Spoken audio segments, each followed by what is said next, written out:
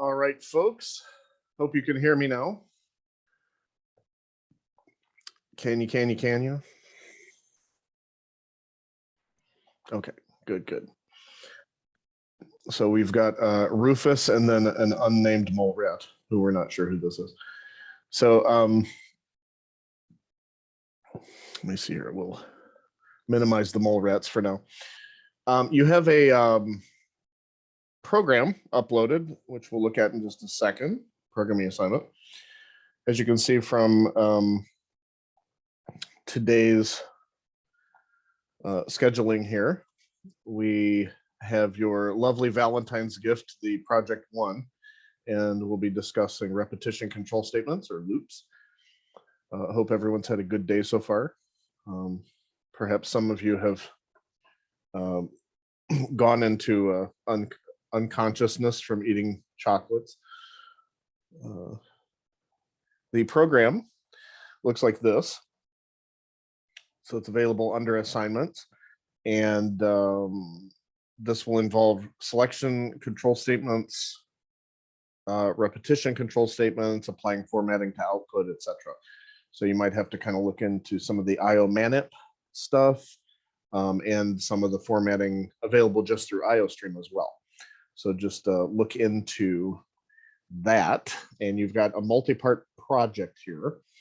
You can put them in separate Visual Studio projects or solutions, and they can all be put in a single, they'll each have their own folder because that's how projects are separated in Visual Studio. But you can also take all of those subfolders, make copy, put them into one folder, and then turn in that one folder. That's probably the best way to do it. But these are the different parts here. So there's 3 subparts.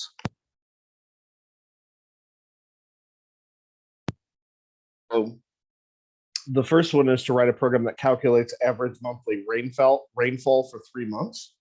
Program should ask the user to enter the name of each month, such as June or July, and the amount of rain in inches that fell that month.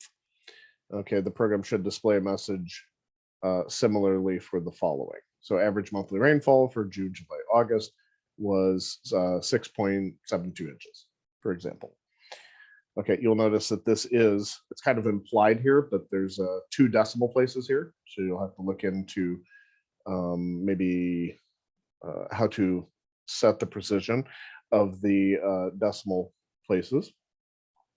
Write a program that calculates and displays a person's body mass index.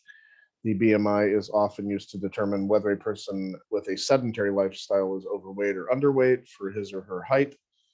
And a person, or well, with different types of lifestyles actually, but sedentary is one of the general usages of this, whereas BMR tends to be a little more flexible depending on your lifestyle, because Michael Phelps eating 10,000 calories a day is a little different than, you know, someone on my 600-pound life eating 10,000 calories a day. One of them's burning it off and one of them's not. So the BMI calculation can be done like this. This is just the math version of it. You'll have to convert it to C++. So weight is measured in pounds in this formula, and the height is measured in inches. And notice it's height squared.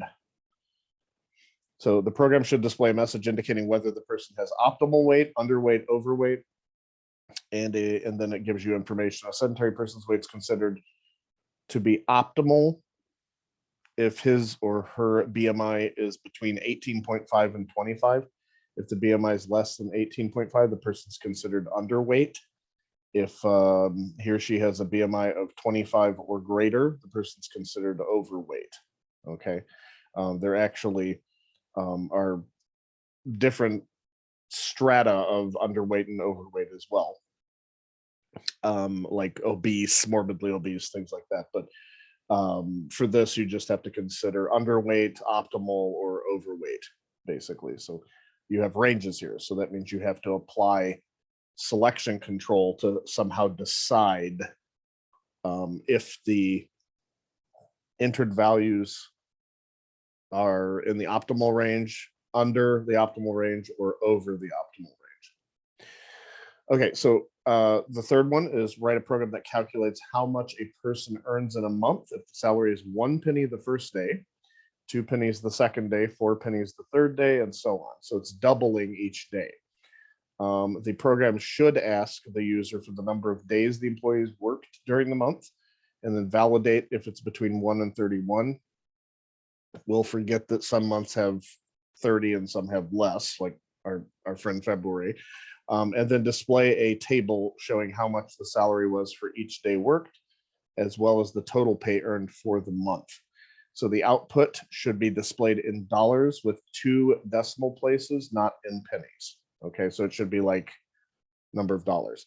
Now that doesn't seem like much money, okay, because it's but this is kind of demonstrating the power of exponents, because if you do work, if this came down to, let's say, someone offering me to work to do a consulting job where I would get 1 penny the first day, 2 the next day, 4 pennies the third day, and that I would work every day of the month, I would take that month and work that month, and then you could easily retire yourself and pretty much all of your cousins and brothers, sisters, and family, because that grows pretty darn fast, pretty darn quick.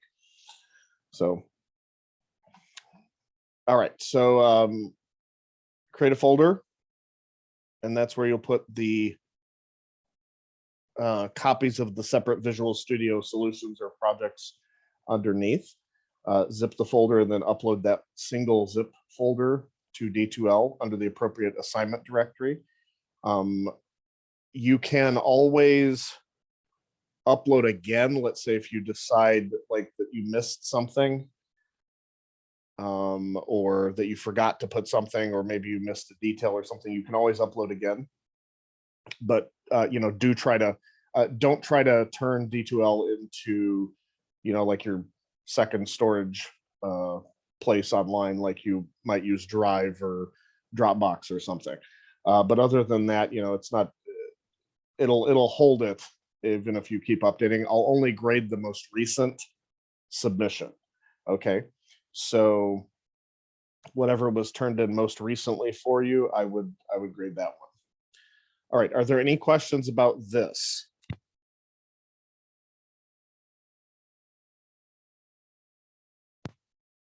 BMI, yes, we can assume the 10th is fine. Yeah, rounding it up to the 10th is good. Any other questions? No problem. Any other questions? Same for rainfall. For the rainfall, there are 2 decimal places. Okay, so round it up to the 100th for the rainfall. All right, any other questions? More questions about this? And you may come up with more questions after you've sat around and started working with it, and that's fine too. I'll try to answer those as best as possible. Let me see here. The project 1 is due on March 5th, so you do have quite a bit of time to work on it. So like over 2 weeks. And then it'll be due on a Saturday night, March 5th. I would not recommend starting on it late. Okay, so just make sure that you have started on it. This week, is there a discussion this week, or did I not make a discussion this week? I think it's this one, right? Similarities, differences among repetition statements, while, do, while, and for. Okay, so that's kind of based on this this week's lecture material as well, so that you read in the book, and then some of the stuff we'll discuss during class as well. All right, any other questions about previous material or the project or syllabus or anything else at this point?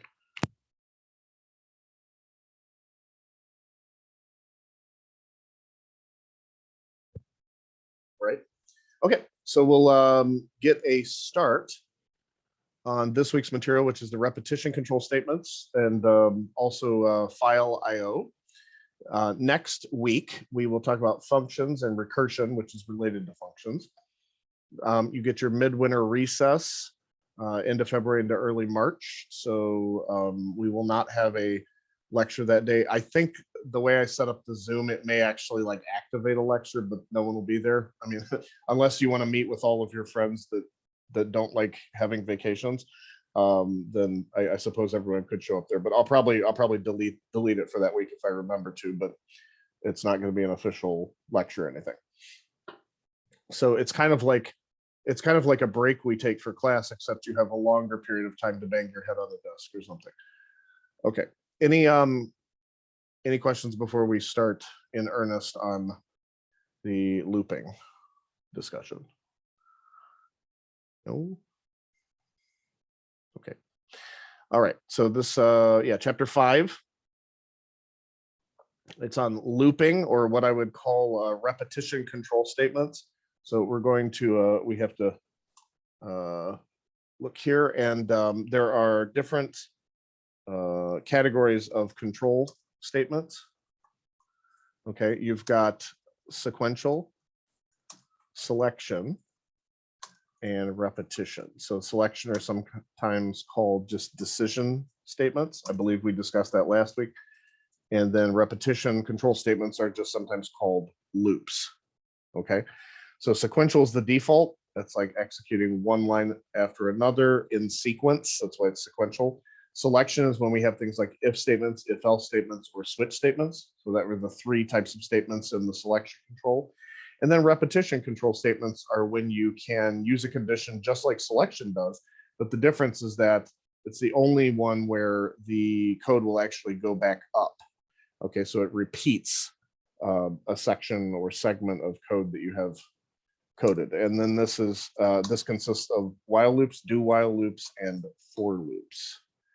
Okay, so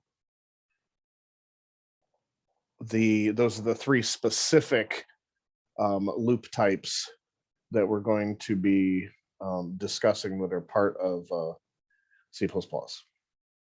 All right, and essentially same thing for Java as well. There's a variation on the for loop in both Java and C++ and many other languages. There's one in C++, it's called the range-based for loop. In Java, it's called an enhanced for loop. And then in a lot of languages, we call it a for each loop. And that helps us with containers, with data structures. But we haven't really gotten into arrays yet. We'll probably see the enhanced for loop when we discuss arrays and vectors after the midterm in a few weeks. Okay, so that should bring us up to snuff. These are the different categories. These are the different specific control statements that we will be talking about some of today. Okay, so introduction to loop. So the first loop often that we cover is the while loop. So part of the program that may execute greater than one time. In other words, it repeats. So that's what a loop is in general. And here's a format of a while loop. You have a while loop, then the while keyword rather, followed by a condition or a set of conditions. And then you have statements, okay, that you execute or don't, depending on the condition. The curly braces can be omitted if there's only one line, one statement rather, just like with if statements. But again, my personal preference is even if you have one statement that you still use the curly braces. Okay, so the condition is evaluated. If it's true, the statement is executed, and then it goes back up and evaluates the condition again. Okay, so something in the loop eventually is going to have to allow for this loop to break. Otherwise, it's what we call an infinite loop. And then that's not good. That'll never end.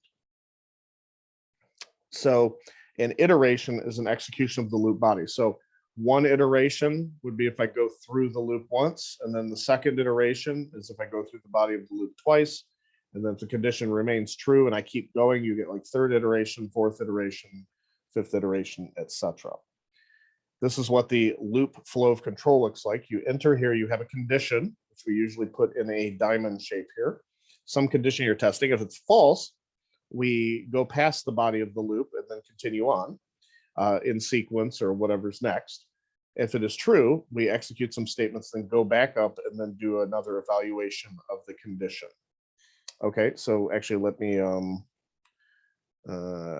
we've got this over here. So I'm going to create a new project, empty C++ project.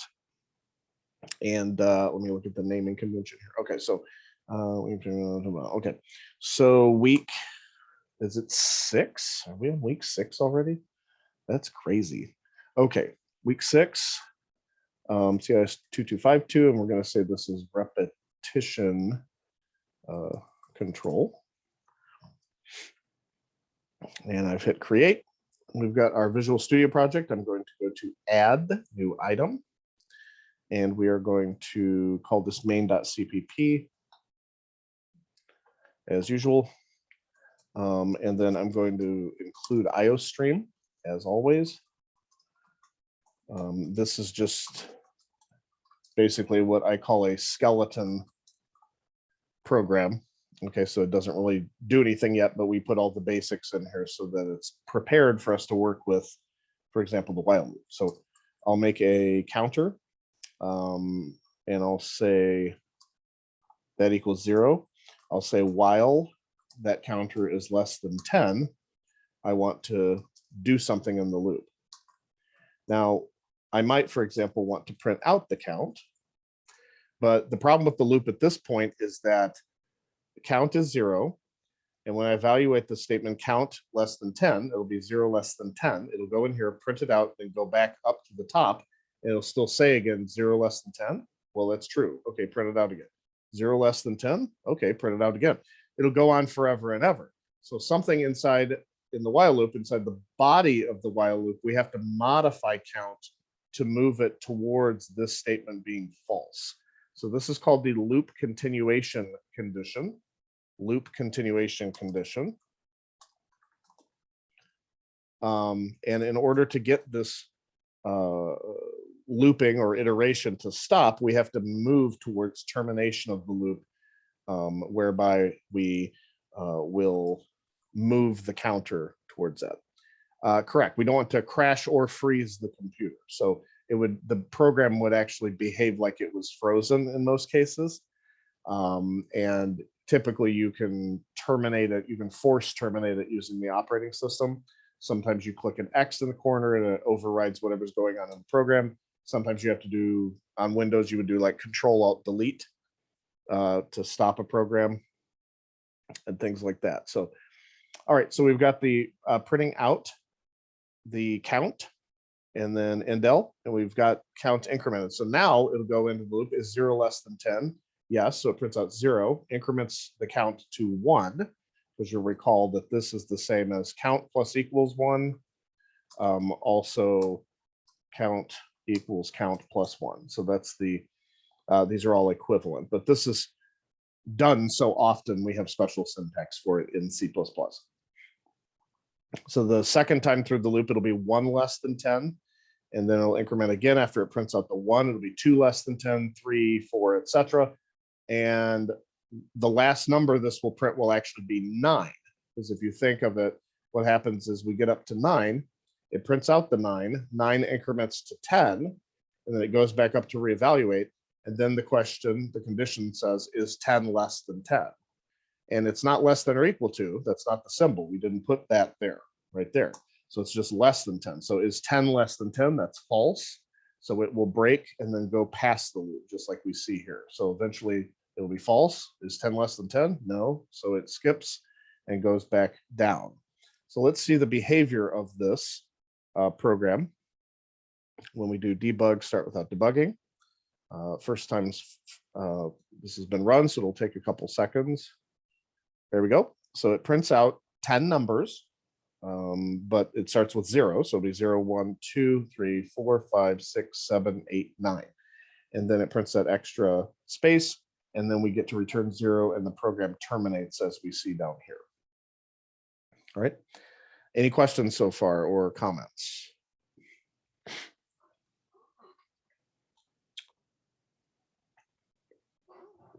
All right. We'll continue. right here, they give a loop example as well. This one, they're just separating by spaces instead of doing an indel. And they're doing a little bit different this time. They're starting at a higher number and going down.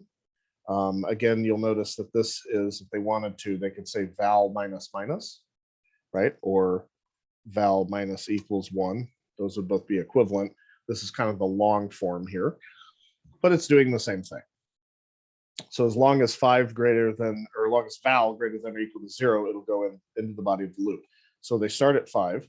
Is 5 greater than or equal to 0? That's true. So we go in the body, print it out with a space.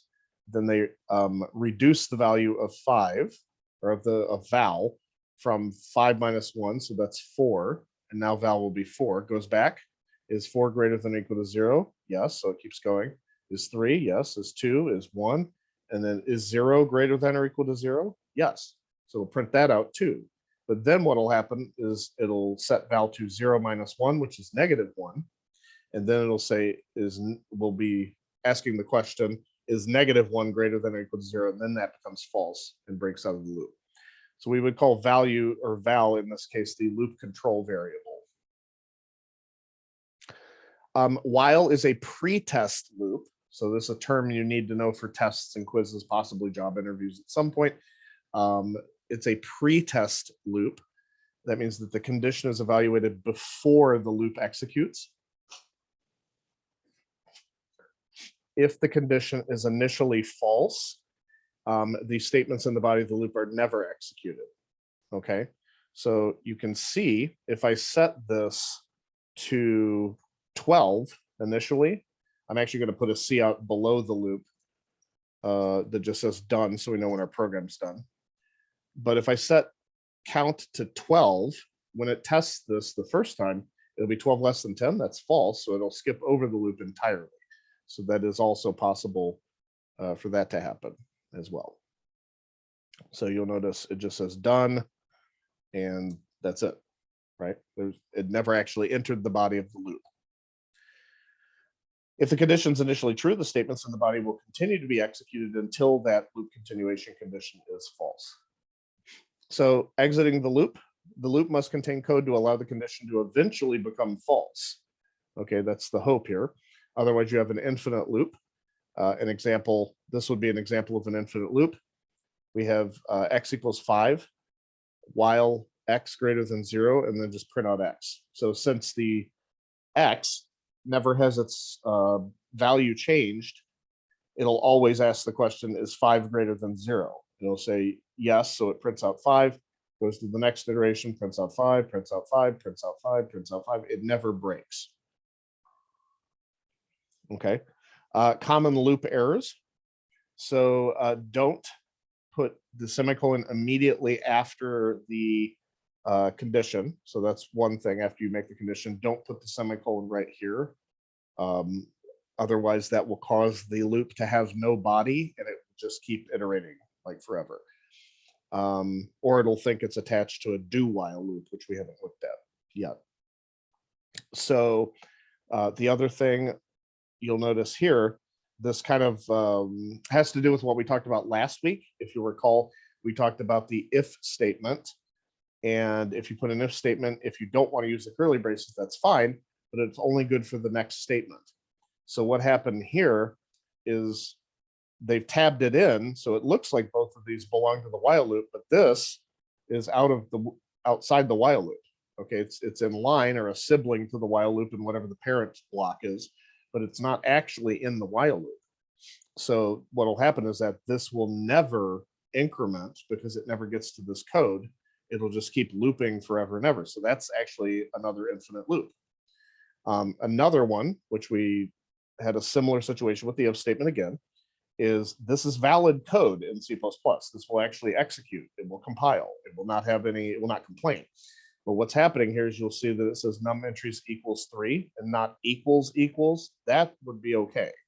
But right here, it's not, because what's going to happen is it'll say while, and then it sets or assigns num entries the value 3. And does everyone remember what the rule is for if you try to, in C++, if you try to evaluate an integer as true or false, what the rule is. What is false and what is true with an integer?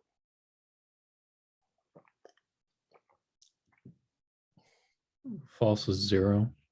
False is 0, and then anything else, any non-zero, is true. Right, Brian? Yeah, and right. Yeah, so it's going to set this num entries to 3, and then no matter what happens here, so it'll go in the loop, it'll increment it to 4. Yes, even negatives, Kyle. If we set this to 4, it'll go back up here and it'll reset it to 3. So this is never actually going to be done. It'll just keep setting it to 3 first. That's the very first thing it does. And then the statement will actually be like, as if you'd just written 3 here, like while 3. And that's true because that's a non-zero value. Okay, loop body statements should be indented. Okay, this is a programming style recommendation, not necessarily required by the language, but it's a good idea so that other people can read your code. As far as requirements are concerned, you could have it like something like this, but this is not going to earn you very many points. I mean, it could be all on one line even. I mean, you could do that. It'll still build and it will still run. Okay, but it's ugly. It's hard to read. Oh, yeah, I forgot we didn't turn this back yet. So it's ugly, it's hard to read, and it would cause yourself later on and then other developers kind of a hard time determining what was going on. So don't do that. So we want to definitely keep in good indentation. Don't line it up like that, okay? And I know some people will actually code their entire program like this. Don't do that either if you want full credit. So we've got, we'll indent that one level because it lives inside this big main box here, and then inside the while loop here as well. Other possibilities for conditional statements. I'm not sure what you're asking. You mean besides a counter, Brian? Besides counting like this? Yeah, you have another, there's another type called it still uses the same syntax essentially, but it's called a sentinel controlled repetition. And that would be something like, if I ask the user, let's do this. 1 second here. Okay, so if I say to the user, I get an int input, and I'll say, let me see here, while input is not, while input is greater than or equal to 0, we'll put it that way. So I'm implying that if the input ever gets negative, so if you type a negative value or a -1, which I'll actually tell the user, I'll say enter a value to sum or -1 to exit. So even though I'm taking care of we'll say enter a non-negative value to sum or -1 to exit. So even if they hit -2, it will actually exit. But let's say I'm trying to calculate a sum here, and I tell them I want them to enter the value for input, and at the very top here, I could actually be, I actually could probably put it there. I probably should do it here. So we'll say plus equals input. The first time around, it'll be 0 because I put 0 in here. The next time around, as long as this is a positive or non-zero number, it'll go back into the loop and add it to the sum. If they ever enter a negative value, it'll break out. But that's actually waiting for a specific value. We don't know if this is going to run 10 times, 15 times, 100 times, 2 times, 1 time, no times. Well, it'll run at least once because we've kind of set the sum here to make it do that. But you can see that it's not based on a specific count. It's not being controlled by a count of doing it 10 times or doing it 5 times or doing it 4 times. So let's see what happens here. Let's run this. So it's not counter controlled repetition. It's based on this special value or range of values based on the input. And this is called the sentinel value. Okay, it's being used in calculations too, but it's also acting as a sentinel or a guard to determine if we continue the loop or not. Okay, so it's indefinite the number of times we're going to iterate. So let's say I put 100, 50, 250, 125, and then a -1 to exit, and then it'll exit the loop. So I gave it a sentinel value, which is in the range of sentinel values. I gave it a value in that range. So it stops where it was and then just printed out whatever it summed up to that point. So yeah, that's called sentinel controlled repetition. So sentinel controlled repetition. And then down here, we call this counter controlled or count controlled repetition. Okay. Yeah, no problem. No problem. As you can see, at the end of the day, they're both, it doesn't matter. They're still using the while loop and they're both going to depend on whether something's true or false. But if it doesn't depend specifically on a particular number of times to control the loop, then we call it a sentinel controlled repetition. Okay, so while loop for input validation. Loops are an appropriate structure, control structure for validating user data. Prompt for and read the data, use a while loop to test if the data is valid. Enter the loop only if the data is not valid. And in the loop body, display an error message and prompt the user to re-enter the data. The loop will not be exited until the user enters valid data. So here's an example that they gave you here. This is actually very common to do.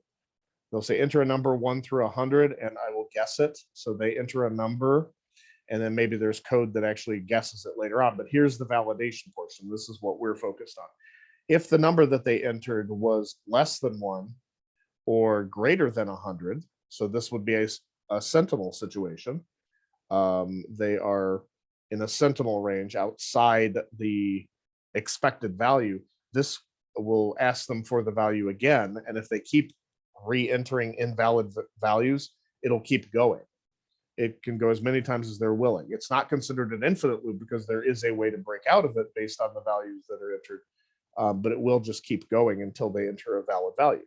So this prevents them from going on, and it'll never get to the code that requires a valid value until they enter one, because that's the only thing that's going to cause this to break out of the loop. Okay, so increment means to increase the value in a variable. We've seen this before, I believe, when I talked about the arithmetic operators. This is just kind of formally covering it and showing it to you. So the plus plus adds 1 to a variable. You could do val plus plus. That's essentially the same as val equals val plus 1 or val plus equals 1. Decrement is subtracting 1 from a variable. So if we decrement it, we're going down. So val equals val minus 1. This can be used in prefix mode or postfix mode. So right here, this is postfix mode. I don't know if they show prefix mode. Let's see here. Yeah, these are prefix mode. These increment or decrement the variable and then return the new value of the variable. So if it is this return to new value of the variable that is used in some operations with the statement. So let me actually give you kind of a for instance over here, because this is actually probably a good job interview question or some, at least a test interview question or test question, not test interview. So we'll look at this and we'll have the story of prefix and postfix right here. Okay, so drawing a nice little line there. And let's say the code's this. I'm actually going to maybe spread it out a little bit more right here. Okay. And so I've got int x equals 10, int y equals plus plus x. Okay. And then I'm going to print out x, and then I'm going to print out y. Okay. Over here, I'm going to do something different. I'm going to say x equals 10, same thing there, but int y equals x plus plus. And then we'll print out x and then print out y. So my question is, for the prefix, for example, and the postfix for the other example, what is the X? What is the Y? And same thing over here. I'm asking at the end of all this code, what is the X and what is the Y? Because you'll see that if they're used on their own line, this is not going to really matter. If they're on their own line, it's going to just increment the value X. But if they're in an expression like this, right, where there's an assignment operation or something's being multiplied or added or something like that, when they're not alone on the line, it will have an impact on their surroundings. So what do you think the value of, let's just start with X. What do you think the value is in the postfix section for the value X? What do you think X is going to be? Any guesses? 11. Okay. Any other guesses, or does everyone think that's right? 10. Okay. Any other guesses? Anyone agree with 10 or agree with 11? Okay. Well, the answer is 11, because over here, X started as 10, but what happened here? It gets incremented. So regardless of where it is in an expression or an assignment, whether it's over here or over there, it's going to increment the 10 to an 11. So over here, this X is going to end up being an 11. What about the prefix? What do you think over here? What do you think the X value will be after all this is done here? 10 or 11? Or more, or different? Anyone?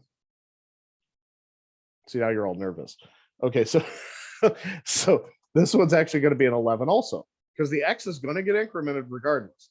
Now, the difference between these two, the difference between prefix and postfix is going to be on the surrounding values when it's being assigned, for example, or multiplied or added or subtracted or what have you. So over here, on the plus plus X, the Y is actually going to get the value 11. And over here, the Y is going to get the value 10. So why did that happen, or how did that happen? Well, what happened over here is on each side. Over here, the increment on the variable X occurs, since it's prefix, this is actually kind of a good mnemonic situation where you can learn this way. If you look at the prefix plus plus X, that's telling it that X is incremented first, and then it returns a value to whatever other statements are going on here. Okay, so what happens here is the X variable increments its value first in a prefix fashion, first to an 11, and then returns that 11 to the Y. Okay, over here, what happens is this part is actually done first. So Y is set to 10, and then the X is incremented. So that's done secondly. So it affects it when it's in any kind of expression with other variables or being printed out or things like that. So, and yes, this does, so it does make a difference. I generally wouldn't put statements like this in code just because they tend to be confusing. I would generally put them on their own line so it's very obvious what's going on. But that could very well end up on a job interview. It's very possible. So in this case, we have a 1 and then a 2. So we'll put a blue for that. So that happens second. Whereas over here, we have a 1, and then, oops, and then the second thing that happens is that. Okay. Robert, yes. If you used y equals x plus equals 1, would it still increment the x, or would it just Yes. So, okay, let's look at it. So over here, you'll see if I comment these suckers out here, we're going to kind of do that actually. Let's just see. So y equals you said x plus 1 X plus equals 1. plus equals 1. Oh yeah. Yeah. X plus equals 1. Okay. So right here, I'm going to print out the x, and then I'm going to print out the y. Okay. So if we run this, we started with 0 instead of 10 on this one. So you get 1 for both. So just like you would expect with maybe x times 3 or something like that, that gets performed first, and then the assignment is made here. Okay. So how do I do that mass comment highlight? Okay, yeah. Okay, so the mass commenting, if you highlight a section of code you want to comment, if you hold and you have to hold down control the whole time, but what you're going to do is you're going to hit K and then tap U while you still had control held down. That'll uncomment, and then if you hold down control and do K then C, that'll comment. Okay, don't hold down all 3 at the same time, but you're always holding down control. You tap the K, then tap the C, or tap the K and then tap the U. So the K puts it in comment mode with a K, like KOMMENT.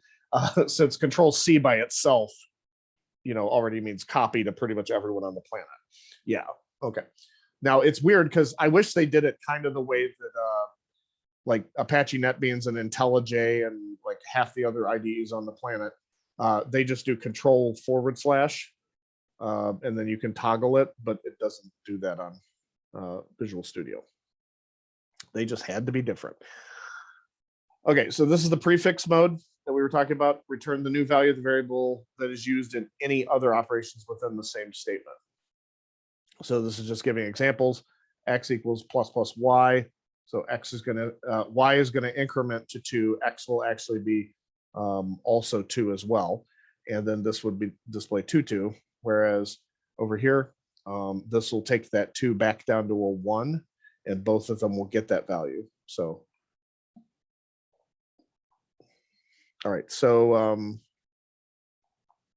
val plus plus and val minus minus return the current value of the variable, and then increment or decrement the variable. So it is this returned current value of the variable that's used in any other operations. So here they're just showing you again kind of what I just did. In this case, x is going to, the y plus plus returns a 1 because that was the y's original value. And once that value is returned to the x, then the y increments to a 2. Okay. Same thing with the minus minus. The y will remain a 2, and then it will decrement to a 1. What are some examples you'd use post and prefix? Well, personally, it generally comes down to a preference of when you use them. I don't personally use them in expressions like this if I can avoid it because of exactly this problem. I consider it difficult to read and it gets confusing. And if someone doesn't know the rules right off the bat, it's more likely they're going to understand this, even if they're coming from another language, or they're going to understand this a whole lot easier than they're going to understand this. So even if it's 2 lines instead of 1, I consider this a whole lot more readable than this. And there's no ambiguity. Okay, so it's really just a matter of preference. But really, some people will put the prefix operator whenever they do an increment, like count plus plus. It's okay to do plus plus count. That'll work too. It doesn't really matter. And then when we see the for loop, it's the same thing. Yeah, just be cautious with it. Both of them are they're shortcuts. They aren't in every language, but pretty much every C-based language, whether C, C++, C#, Java, all of them have this increment operator. Some languages do not have it, like Python does not have it. They do have the compound operator, so usually you end up using this instead. Okay, so yeah, notes on this. It says they can be used in arithmetic expressions. Now this gets really crazy with the cheese whiz, so I would just totally avoid what was going on here. So they must be applied to a variable, not an expression. So you can't do something like this, like, because this does not have an individual variable. You can't, say plus plus after I've done this addition, because there's no variable associated with that, but you can do actually stuff like this. So what would happen here is it would take num plus whatever num2 minus is. It would take the num1 and add to that the new value of num2 and then return that to the result. And then after all that's done, num1 gets incremented. So it gets very confusing, and it's just, I don't think it's a good idea. It's also not good to use them in relational expressions, although they're telling you a lot of what can you do, not necessarily what should you do. Pre and post operations will cause different comparisons. Because in this one, since it's a pre operation for the comparison, this will get incremented first and then compared to the limit. If it was num plus plus, it would compare num to the limit and then increment it before going into the body of the if statement. Okay, counter. I've already kind of alluded to this, so it's not particularly magical or foreign to you, I assume. So the counter is a variable that's incremented or decremented with each time a loop iterates. And it could, and don't get me wrong, it could be plus plus minus minus using the increment and decrement operators, but it doesn't have to be incrementing or increasing rather by 1 or decreasing by 1 every time. It can increase or decrease by 2 or 4 or 10 or whatever you need it to do. And it would still be related to count or counter controlled repetition. With the while loop, we've seen this explicitly. It has to be initialized before entering the loop. So we actually saw this with this situation here. We had to initialize count to 0 before we tried using it with the loop right there. A program can be written so that the user input determines loop repetition. So this can be used when the program processes a list of items and the user knows the number of items. Users prompted before the loop is entered. The user input is used to control the number of repetitions.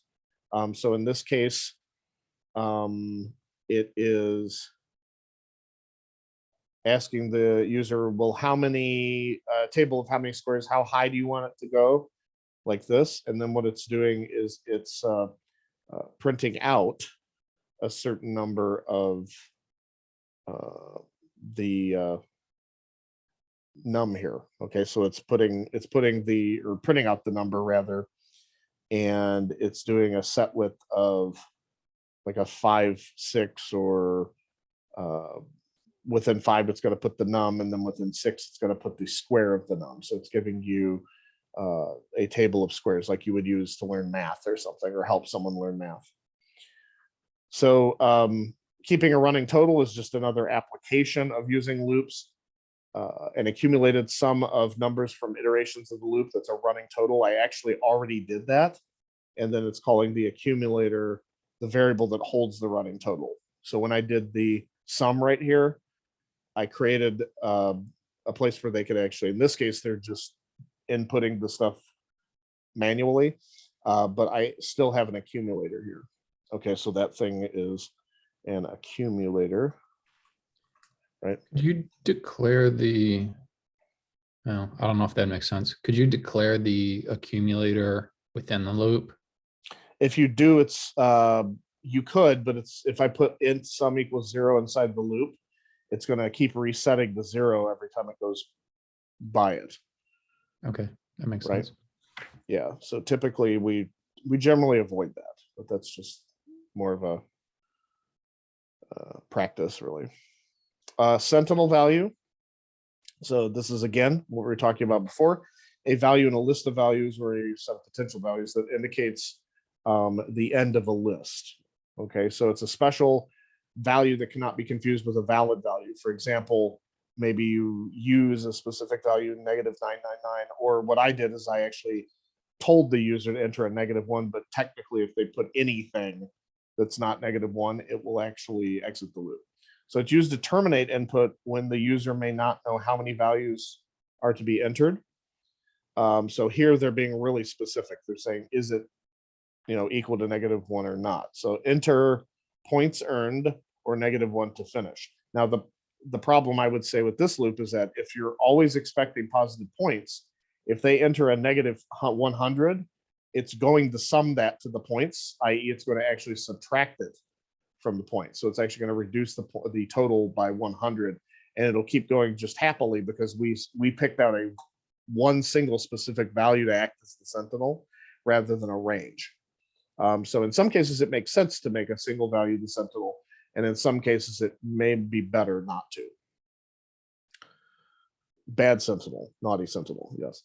Okay, so we have the, oops, that's not it. We have the while loop, but we also have this too, right? We have do while loop up next.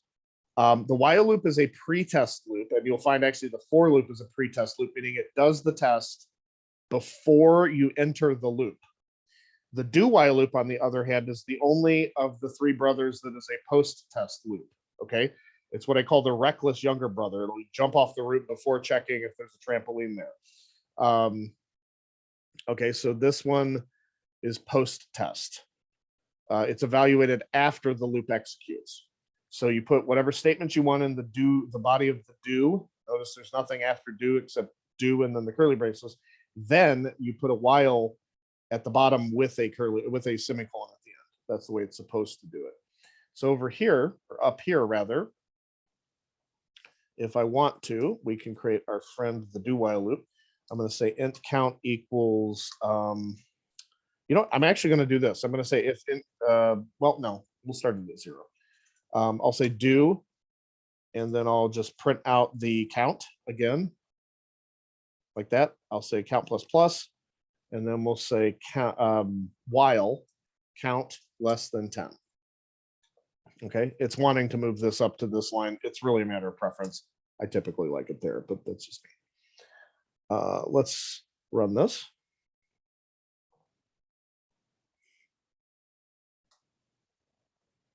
So the output should look pretty similar to something we've done before.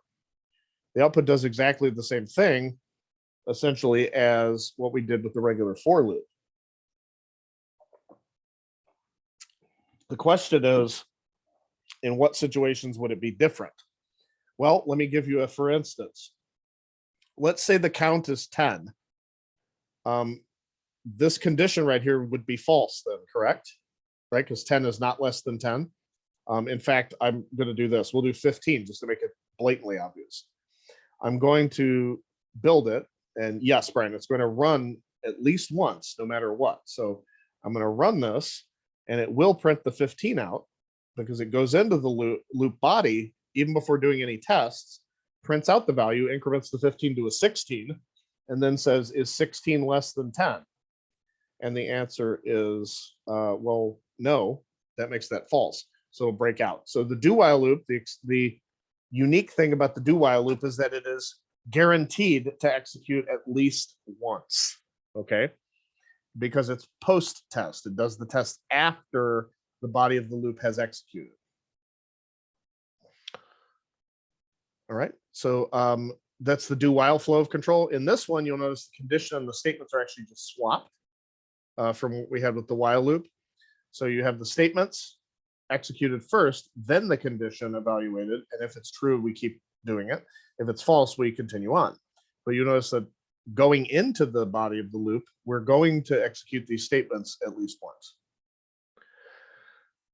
So loop body always executes at least once. Execution continues as long as the condition is true. The loop is exited when it's false. Curly braces are not required if the body contains a single statement, but I would highly recommend you put it there anyway. And then you, in this case, you put a curly brace after the condition, and that is required when you're doing a do while loop. It's one of the ways that helps it, distinguish, I suppose, between regular while loop and do while loop. Do while can be used in a menu-driven program, like we talked about last week a little bit. We talked about menu-driven programs. To bring the user back to the menu and make another choice, to simplify processing of user input. Also, you might want to use the 2 upper and 2 lower function. That allows us to check user regardless of the case of the input, and you have to import CC type. So over here, we might put the while condition as is the choice Y or is the choice Y, lowercase or uppercase, to allow them to do both. Or you could just do this. You could just apply 2 upper or 2 lower on their choice, and then compare it to the corresponding single variable or value rather. Okay. The for loop is a kind of a different topic. It has some more nuances to it. So I think what we're going to do is we're going to take a little bit of a break, and then we're going to come back. We'll talk about the for loop and then some other topics, and we'll finish this off. I think they do a little bit of file IO a little bit later. So we'll also talk about that as well. So let's take a little bit of a break. We'll do about 7:13-ish. We'll start again, okay? So on break until 7:13. Let's put this up here. I'm going to actually, let's do this. I'll make another one. Okay.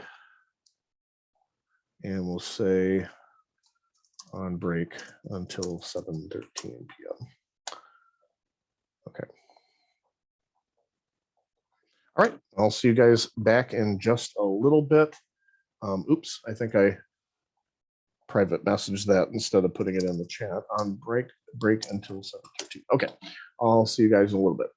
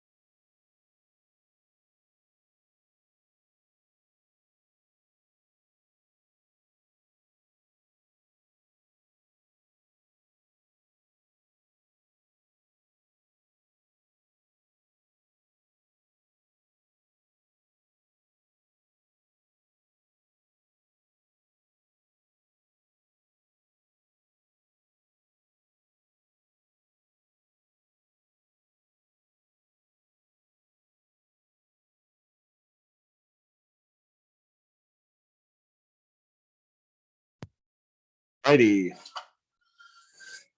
Okay, so back to business. All right, so the for loop. Any questions before we move on to the for loop? No? Okay, so like the while loop, the for loop is a pre-test loop, and it executes 0 or more times. So it's useful for a counter-controlled repetition. So this one's actually, while the while and do while loop can do counter-controlled or sentinel controlled, the for loop can also do counter or sentinel controlled. The for loop is actually perfectly made for counter-controlled repetition because it does the initializations, and you can even have a declaration here as well in the header, as well as the loop continuation condition test and also update. So you put it all in the header, so it's less likely you're going to forget it. So for example, with the for loop and the do while loop, I'm sorry, with the while loop and the do while loop, the counter you have to remember to increment, decrement, or change the counter inside the loop if you're doing counter controlled repetition, and sometimes it's easier to forget that. And you also have to declare it outside the loop, which you don't actually have to for the for loop. You can put it in the header. So I could put something like this. It is possible to name the loop continuation variable anything you want. But I, J, K, single letter variables are actually considered traditional and are considered okay, even though generally we would say those aren't particularly good variable names. In this case, when it's being used as a counter in a for loop, it's pretty much universal that people know that that's a pretty common name for the loop continuation variable. So you don't have to do something like I++ inside this loop, because it's already in the header right here. So if I want to print from 0 up to 9, I can actually do it this way. Okay.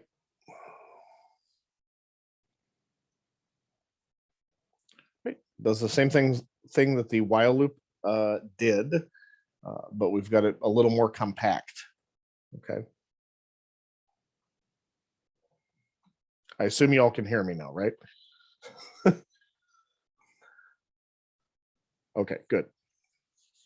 Just making sure. Okay, for loop mechanics. So you've got the start here. You could declare the variable outside the loop. But typically you're going to have an initialization expression here. You're going to have some sort of loop continuation condition here. And then you're going to have some sort of update to the loop continuation variable, the loop variable here. So flow control for the for loop looks something more like this. You have initialization code, and then it does a test. Okay. If the test is false, you break out and continue after the loop. If the test is true, you execute the statements, goes back up, and then you perform the update code.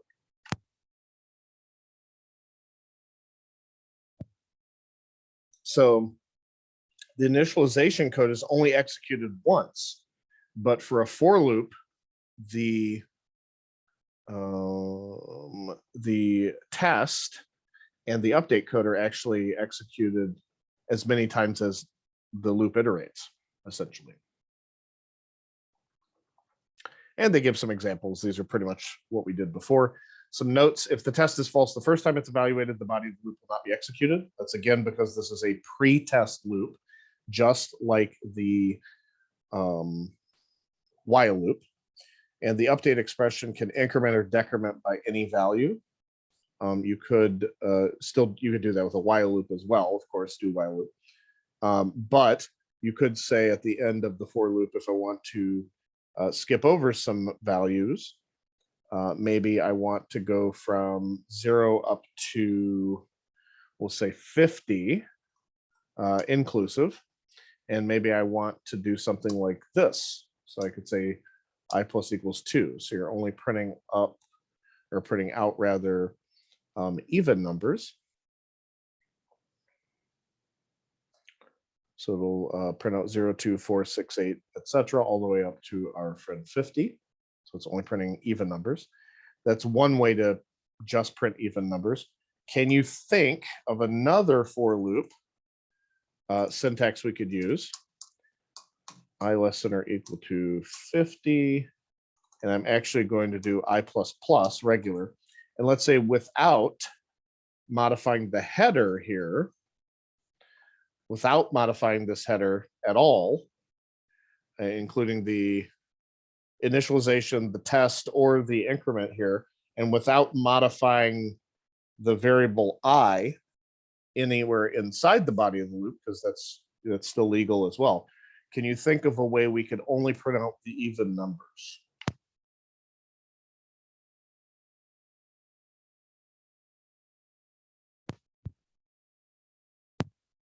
Any idea? Anything we could do inside the body of the loop that would not involve modifying the I itself, that we could just print out the even numbers though? Because right now it's going to print out all the numbers from 0 to 50. Is there anything we can do to make it just print out the even numbers?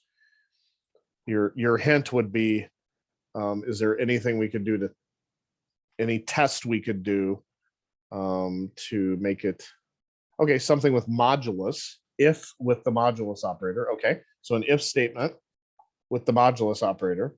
So if I do I modulus 2, if that leaves a 0, then that means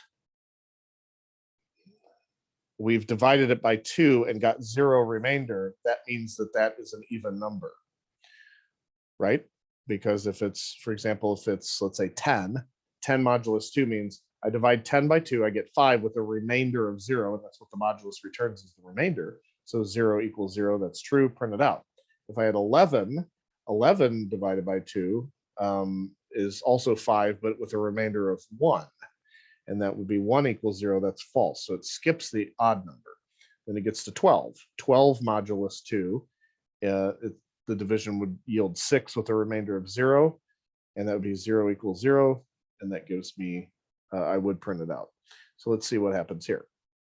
Should get essentially the same situation, right? We're printing out from 0 to 50 all of the even numbers. So there's multiple ways to do the same thing, right? You have to decide what's most appropriate for the code that you're writing. Might think of things like efficiency. So technically, I suppose this would be actually a little more obvious what's going on, and you might have other things you need to control that are much more complicated. But if all we're doing is printing out even numbers, this one would probably be more efficient because you're actually iterating 25 times instead of 50. And then this one you're iterating all 50 times, but you have to perform this extra test and a bunch of other stuff. But there, you could be doing something more complicated, and this actually makes more sense. I would say, again, it is more readable, so it's easier to read maybe than what's going down here, but maybe it's obvious. If you had more than just a test for even, maybe you wanted to test if it's a prime number or something like that, then this would definitely become a better option. Okay, let me see here. Things that are not recommended. So things you could do with the for loop. You could declare your values here. You could actually leave the initialization out, but you would still have to put a semicolon there. I've actually seen people do something like this right here. It is legal syntax, but it's just kind of weird. Like they'll do this into count plus plus, so maybe print out the count, and then if count greater than or equal to 10, break. So I have seen people write code like this. I don't know why. It seems to be more people who dealt with a whole lot of C programming in their lives for some reason. I see a lot of electrical engineers type code like this. I think it's dumb, but it's just kind of how, you know, they're basically relegating this down to a while loop. It's going to print out the same stuff, but it's just a whole lot extra work. It just seems kind of silly. So you could actually have an empty, essentially empty header on this, and then control the loop with a break statement, which is also frowned upon. It's not good. And then increment inside here. But at that point, why aren't you using a while loop? You know, it's kind of stupid. But it is legal code. So just letting you know. You could put any 3 or none or any combination of the sections in the while loop header. They're all legal. Okay. So deciding which loop to use. So while is a pretest loop, meaning the loop body may not be executed at all. Do while loop, post-test loop, the loop body is guaranteed to execute at least once. The for loop is a pretest loop, and it has the initialization, the update code in its header built in. So it's useful with counters or if precise number of iterations is known. So what we would call definite repetition. All right. Any questions before we move on a little bit?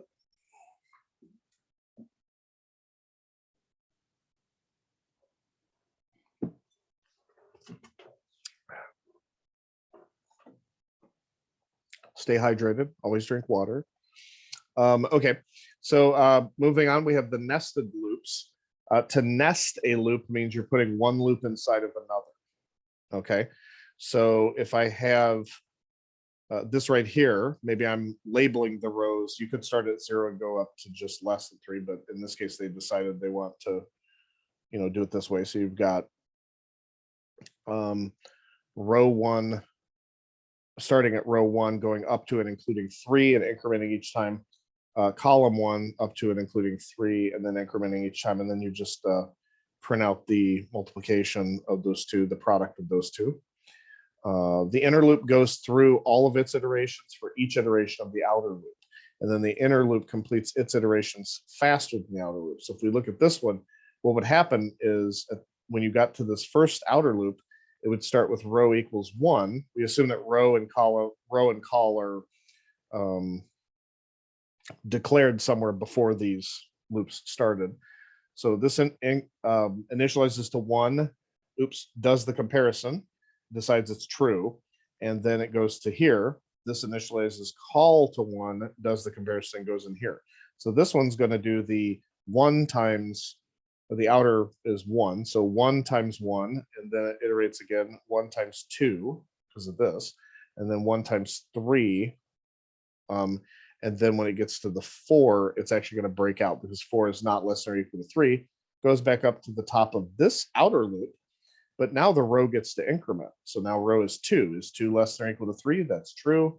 So it goes here, but it resets. Since this is a new set of iterations for the inner loop, it actually resets the column equal to 1. So 1 less than or equal to 3. It does the 2 times 1, 2 times 2, 2 times 3. And then finally 3 times 1, 3 times 2, 3 times 3. And then this will be 4, that'll be, so it'll break out, right? So this will be done. This keeps getting reset to the 1 before it does its next iteration. But let's see in here, what we can do here with a nested loop. So nested loop. Okay, we'll say 4 int I equals 0, I less than, let's say 5. That's fine. And then we're going to do a for loop in here, and j equals 0, j less than 5, j plus plus. And we're going to print out, let's say, a star followed by a space in there. And then for the outer loop, when it goes to the next row, we're actually going to go to the next row. We're going to do an inline outside of this inner loop, but inside of the outer loop after the iteration. So let's see of the outer loop. So we build that when we start it. Let's see what kind of thing we can create here. So there you go. That would be a way to print some squares, right? So you could actually ask the user maybe something like what what size is the side of the square? And then let's see here, int side will start at 0. And then they enter a value for the side. And in this case, we're actually going to update this instead of using the hard-coded literal constant 5, we're going to use side. And let's see what that does. Okay, so let's see.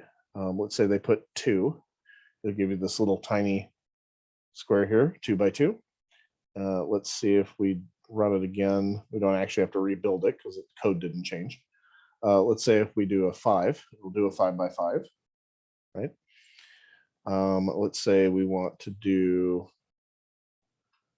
a 10.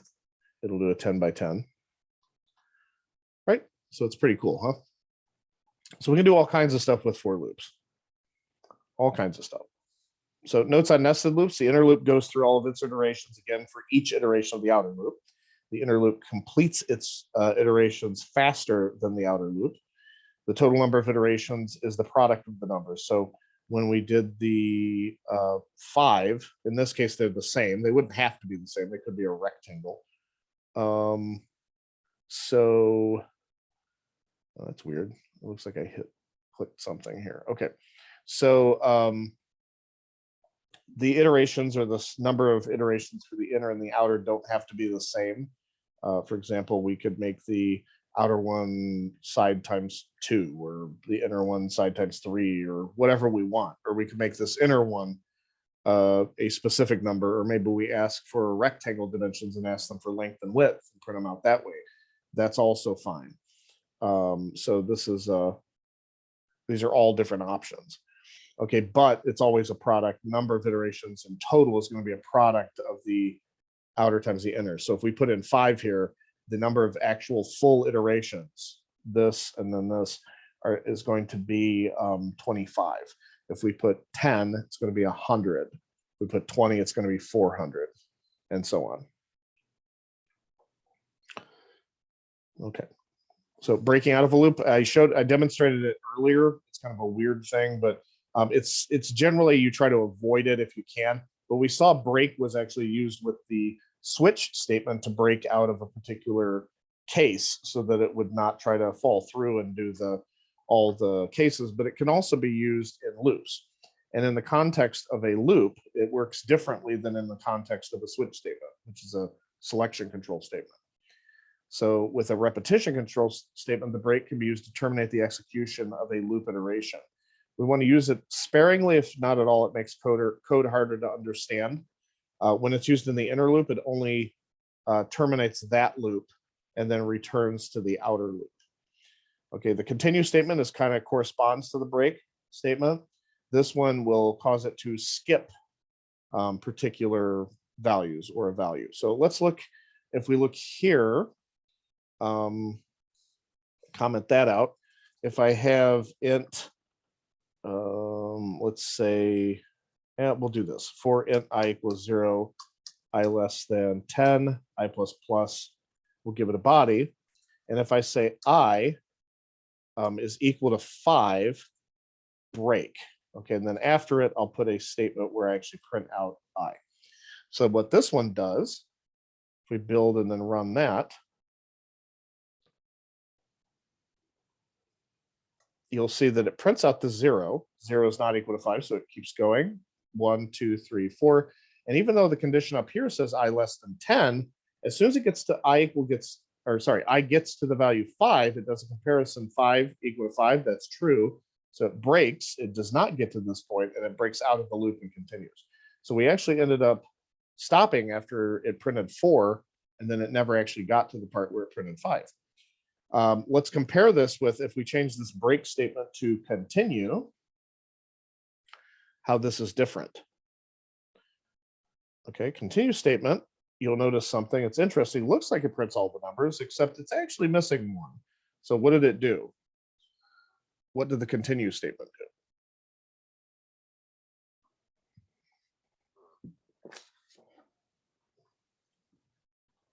What's missing?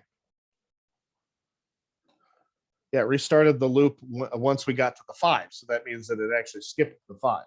So when it got to the 5, it didn't break out of the whole thing like break statement did. What it did is it says, oh, okay, I'll start at the next iteration of the loop. So it goes up here as if you'd finished the rest of the loop, and then it increments the I again. So I will end up being 6, and then it skips over and prints the 6 out. But it never actually printed out the 5 because we put it right there. We put the print statement right here, and then the 5 caused it to continue or start at the next iteration without continuing the rest of the body of the loop. So even if there's like 20 or 30, 40, 100 lines down here, it'll never get to this part for the iteration number 5. It skips over it. Okay. All right, the next topic's pretty big, so we want to make sure we understand everything up to this point. I'm actually going to create another project in honor of the bigness of the next one. So let's do this. We'll say empty project, hit next. I always forget the syntax I use. So it's the week 6. Okay, so week 6. CIS 2252 will say file IO right there. Do create. I will create another file here. We'll call this one main. And we have include IOStream using namespace standard int main return 0. Okay. So file IO, we can use a file instead of the computer screen for program output. Files are stored on secondary storage media, such as a disk, like our hard drive, or a flash drive, or something like that. Files allow data to be retained between program executions, and we can later use the file instead of a keyboard for program input. So these are different advantages. When you have variables, what you're working with is data inside memory. Okay, so what we would call main memory, the RAM. However, when the power goes out to the RAM or when our program shuts down, that data is lost unless we have a way to secure it. So the way to actually store it is to use file input output or another medium like a database. But actually, at the end of the day, a database actually is file as well. It's just written efficiently. There are 2 different primary file types. There's really, at the end of the day, only text data and binary data. So the text file contains information encoded as text, such as letters, digits, and punctuations. It can be viewed with a text editor such as Notepad, typically, if we format it that way. It may not be intelligible or easy to read, but we can read it with something like Notepad. Binary data, however, is encoded in binary, and the information that has not been encoded as text, so it cannot be viewed with a text editor. You could try opening it, but you'll see a lot of weird symbols and stuff usually, because the text editor will try to read it, but it can't really understand it. There are different types of access as well. So we have sequential access, which means we read the first piece of data, then the second, then the third, etc., all the way up to the last piece of data. And to access the nth piece of data, you have to retrieve the preceding n-1 pieces first. So it has to be done in sequence. Random access is kind of what we do in random access memory.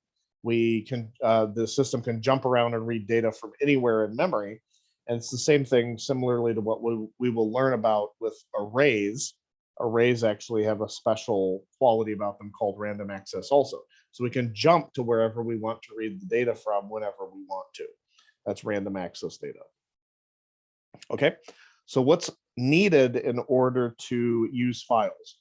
So if you want to input data from a file, we use input file stream or if stream, IF stream, and then OF stream or off stream is the output file stream. So we define a file stream object, for example, if stream in file or out stream out file, and then you open the file. So open it for reading or writing. The file name may include a drive path, but we typically want to avoid that. In fact, if you turn in your assignments and they involve file IO and you put like the entire drive path, like C:// this/that/that, I will not be able to open it without modifying your code, and that makes me very angry. So don't so don't do that. If you put like C:/users/ Billy Bob Snugglepuss, which is your user account on your Windows machine, /this/that/that, I would have to have the exact same file format and exact same file management file path in order for it to read your file without modifying your code. And usually what I end up doing is deleting everything up to where you have just the name of the file. And as long as that file is in the project for Visual Studio, it will read it from the project folder by default. So that's where it looks for them at. File name must include the full name, including the extension. So like that. Output file will be created if necessary. An existing output file will be erased first if it already exists. Input file must exist for open to work. Creating file stream object and file can be accomplished in a single statement though, without calling open. You can actually do it just like this. The extension doesn't really matter at the end of the day. Although by convention, at least with this stuff they've been using, usually they use .dat to mean a data file. That's usually a binary file, and .txt for text data. But honestly, it does not matter either way. There's nothing magical about .dat or .txt. It just is about what programs are recognized by the Windows file system for associated with certain programs. If you've ever noticed, sometimes you get to a file and the system doesn't know or doesn't recognize the extension. So they'll say, what program do you want to open this with? And then you can set it for default. Like when you first get a PDF reader installed or something, maybe it doesn't know who is able to read or what's able to read the PDF file, but you can actually tell it, associate the .pdf extension with Adobe Acrobat or Adobe Reader or what have you. This is kind of the same thing here. It doesn't really matter what the extension is. The extension is just to help the operating system determine what to open it with. So to use the file, we can use the output file object and use the stream insertion operator like we do with cout. So it's the same kind of syntax. And then we can also use the input file with the stream extraction operator to copy data from the file to the variables. Okay. And then you, of course, this is kind of something different. You don't have to do with cout and cn. You want to close the file when you're done using it. Don't wait for the operating system to close the files at the program end. So there could be a limit on number of files opened. There may be buffered output data waiting to be sent to a file that could be lost. It's just not a good idea. So you definitely want to read and write the data. So let's look at this. We need fstream as the library. So fstream, and then in here, I'm going to create OF stream for output file. I'll call it out file. It doesn't really, the name of the file doesn't really matter, but I'm going to do outfile.open, and I'll call the file, we'll say names.txt. Let's just do that. And eventually I have to put output file.close. Oops, close. So I'll just take care of that right here. That makes sure that the data gets pushed to the file before your program ends. So right here, not cout, sorry, out file. I'm going to do, we'll say John, and maybe a new line, and then out file Jim, and then a new line, out file. We've got to have Brian, right? Okay. So Brian, and see, habit here. Always have to have a Brian. We'll have an Emily. I'm just stealing names now at this point. We'll have a Z. Bob. There's always got to be a Bob. I put a C out there. It should be out file. Okay. And then there's always a, yeah. I guess that does work for Robert, right? Very versatile name. So right here, we'll just have these, these names right here, and then we'll open it and then see what it does. I will bring over, if you give me just 1 second here. Okay, we're in 220 workdir.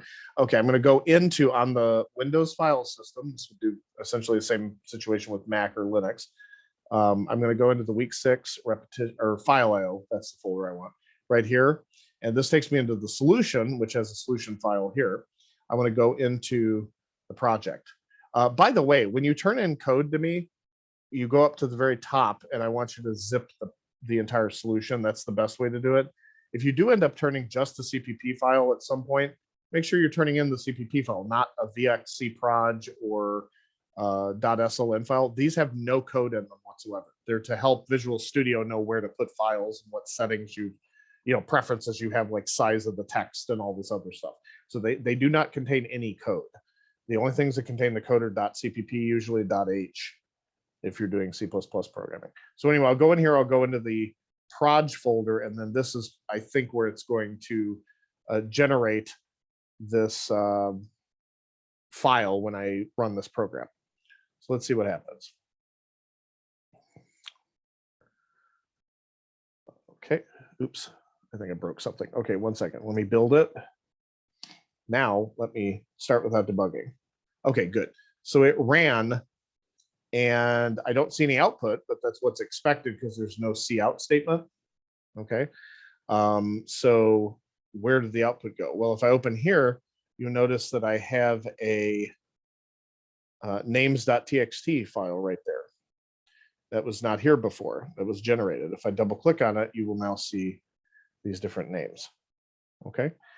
I'm actually gonna, just to keep things a little simple, I'm gonna actually take the endl off of Bob, run the file again, so there's no extra space at the end of the file. But I'm now going to determine what do I do to read this data. Well, let's say we're writing, oops, let's say we are writing a program to read in the data from names.txt. In this case, it's a little bit different, not really more complicated, but it's different. So if stream in file. So I'm creating a variable of type input file stream. And I'm going to say, let me see here. I need a string. So I'm going to actually include string here. Okay, you should always explicitly include the libraries you're using. String, we'll call it, we'll just call it name, like that. It doesn't really matter. And in file dot open names.txt. The text file will stay there unless it's overwritten, just like if we did something like that with just opening it and changing it in Notepad. It's the same thing. I just commented out this because it's unnecessary to write over with the exact same data. We'd also probably do this in 2 separate programs, but it kind of depends. So we've got names.txt, and in this case, I have to depend on, I don't know how much data is in names.txt. So I'm going to say while, I'm going to use a sentinel here, while not in file.eof. So this is actually a function that is used inside of the infile variable, which is part of the if stream. It's an if stream data type. So EOF is one of the methods defined in the if stream, or one of its ancestors. And as what we're saying, as long as we're not at the end of the file, we keep reading. So we're going to say in file, read your data into name, and then I'm just going to echo the data to the console, so we can confirm that this data is in fact being read from the file by printing it out or echoing it to the console. So I'm going to build it, and I'm going to run it.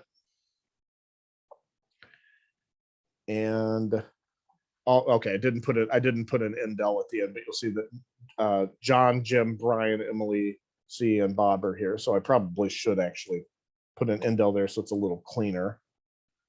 and we can read it more carefully. Okay, and there we go. So that's printing out what was the contents of that file. Okay, it's printing it to the console now.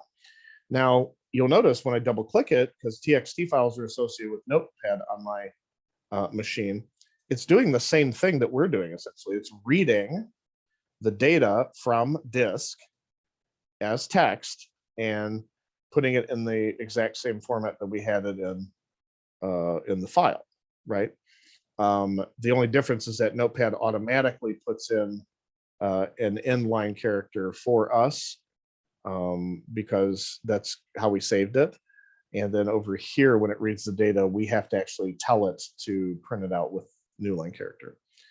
File extraction complete. Is that extraction complete? Is that what hackers do?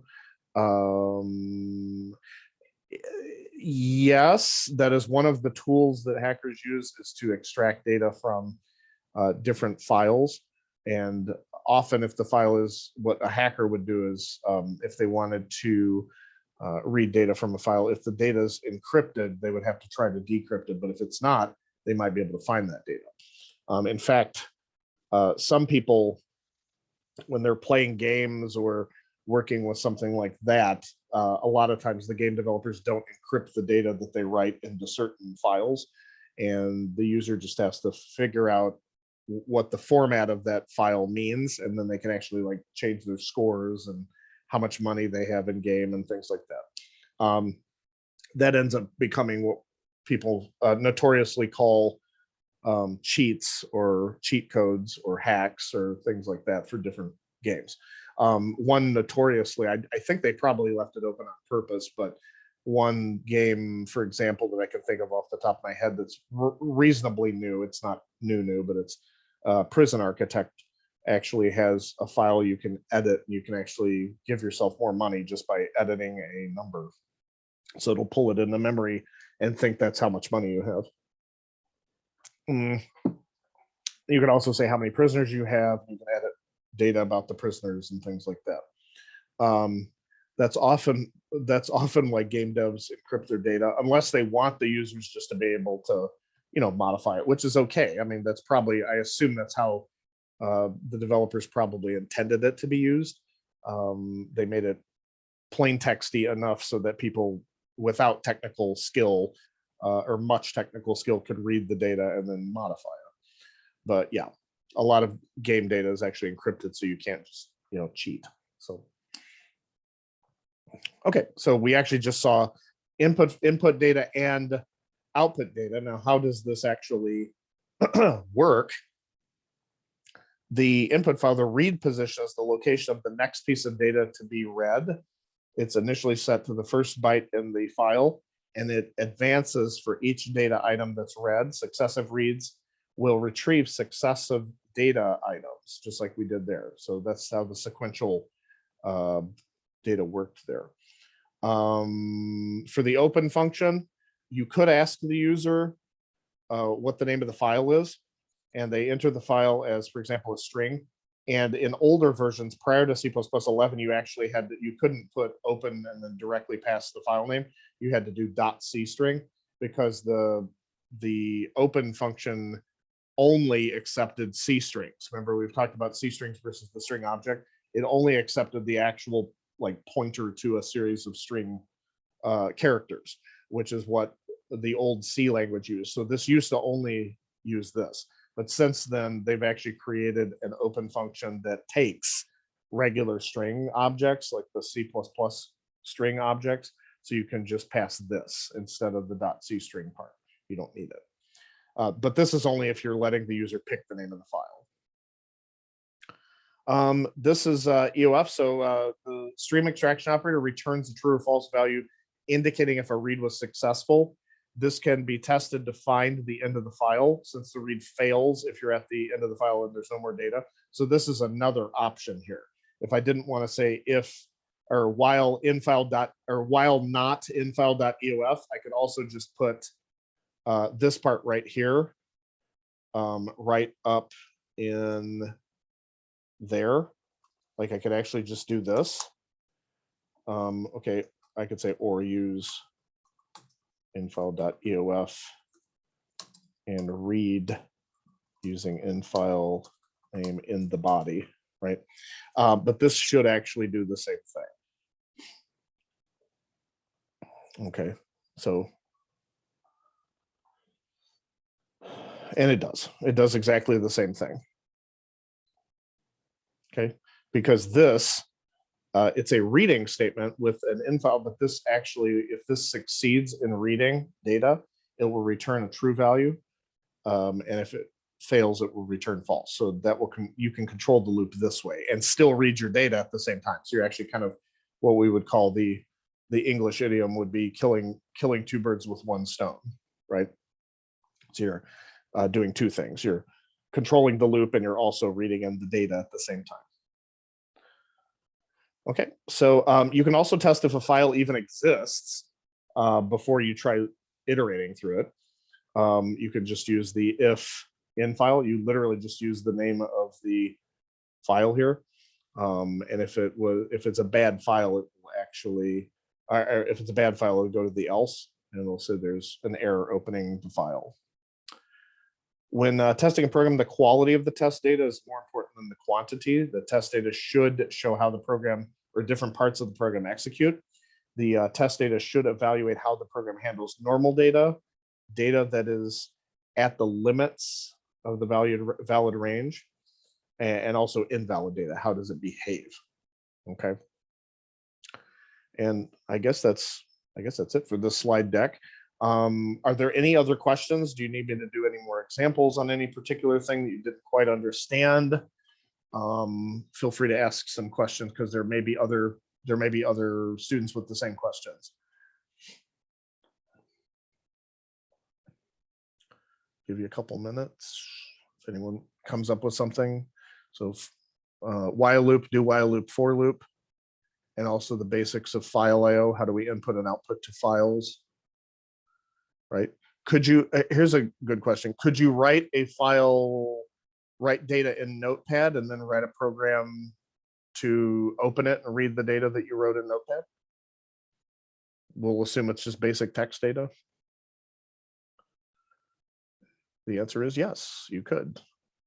Right? It doesn't really matter if the data was written in Notepad or written in another completely different program. If the data is readable and is just plain text, then your program can can read it quite successfully. Hopefully your program doesn't eat it because that would destroy it.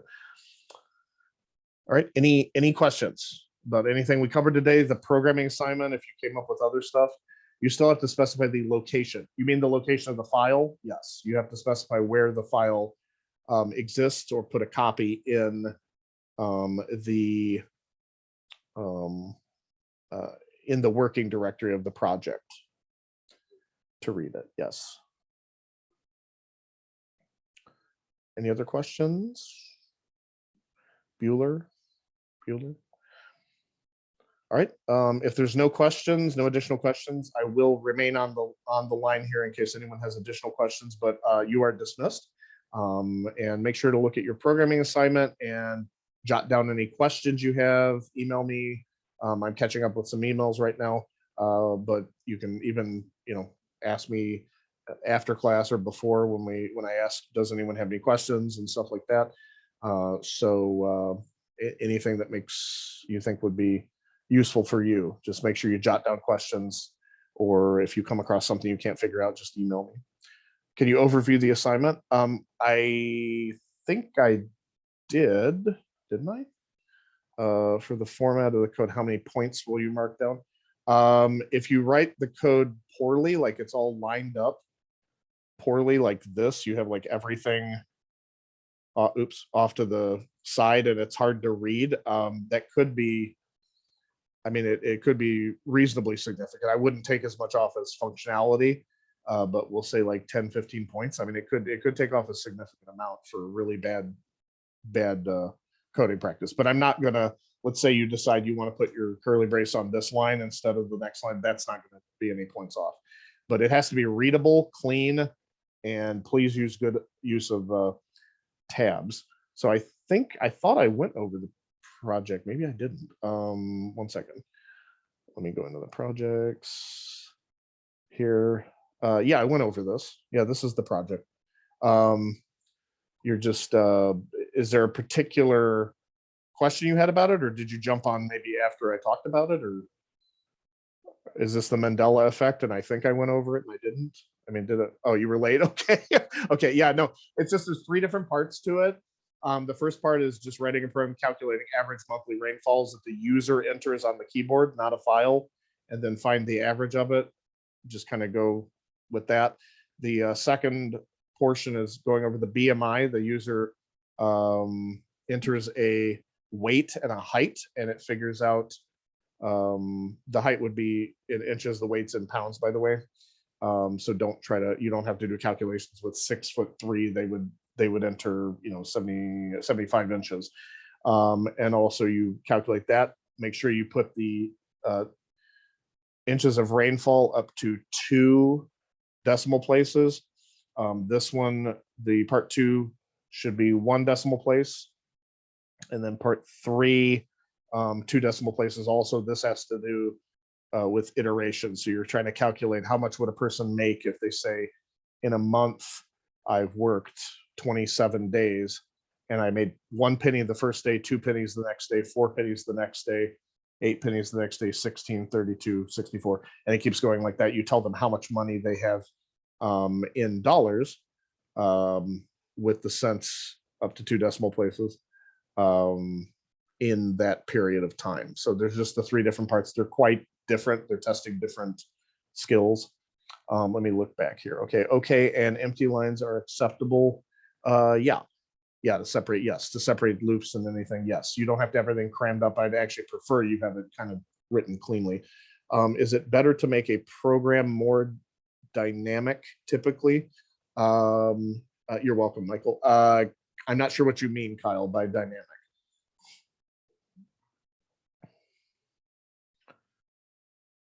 In this context, I'm not sure what you mean, make it more dynamic.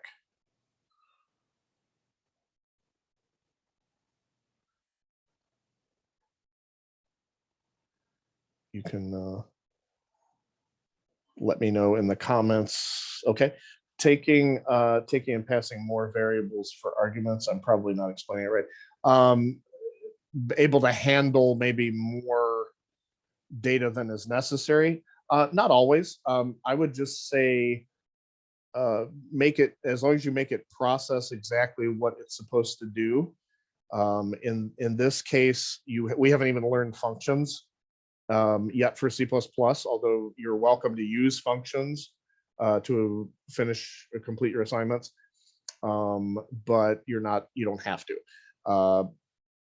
But as far as that's concerned, just give the function as much data as it needs, but no more. Okay, Todd. Yeah, a question on the midterm. I see it's a couple weeks out, but Yeah. Just wondering what the format's going to be. Is there going to be like a programming part where we have to turn in a program for the midterm, or is it multiple choice? I don't. I will typically give you the week before. I will give you a study guide, and it'll generally kind of fill out what kind of problems each thing is. But typically, it will be multiple choice, true or false, and sometimes calculations or fill in the blank type stuff.